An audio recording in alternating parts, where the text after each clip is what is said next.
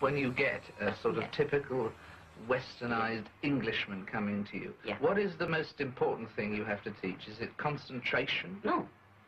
Just allowing the mind to take its natural course. Just that.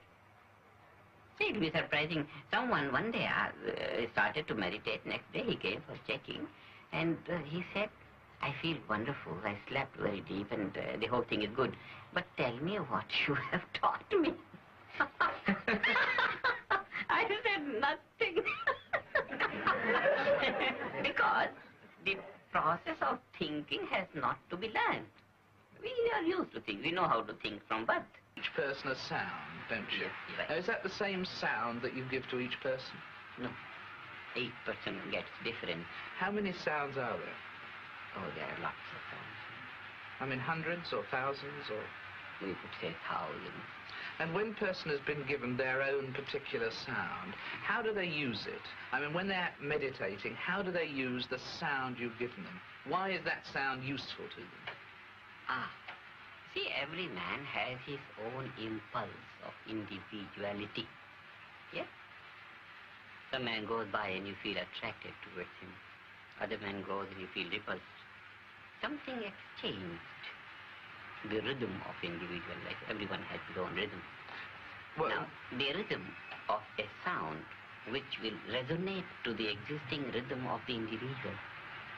And that will be the sound suitable to him. Got it. So that you try to find, give the person the sound that fits in with the rhythm of their own lives and being. Is the mantra something you use to get back to the subject if you find earthly or irrelevant thoughts intruding? Yeah, or is it more than that? Sort of like that. You know, you just sort of sit there and you let your mind go, whatever it's going, doesn't matter what you're thinking about. Just let it go. And then you just introduce the mantra or the vibration, just to take over from the thought. You don't will it or use your willpower. If you find yourself thinking, then at the moment you realize you've been thinking about things again, then you replace that thought with the mantra again. Sometimes you can go on and you find that you haven't even had the mantra in your mind. It's just been complete blank. But when you reach that point, because it's beyond all experience, then it's down there, and that level is timeless, spaceless, so you can be there for 5 minutes and come out. You don't actually know how long you've been there. Then the aim, as opposed to sitting and thinking or anything, is to reach a point, in a sense, where you have no thoughts, is it?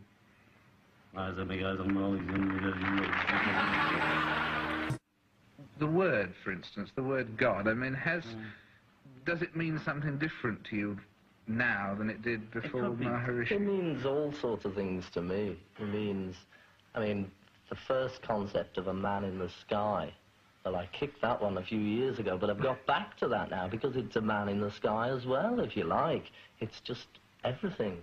The whole thing, it's just everything. Every aspect of creation is part of God. I think that perhaps we should try and get it a little clearer, what we're talking about.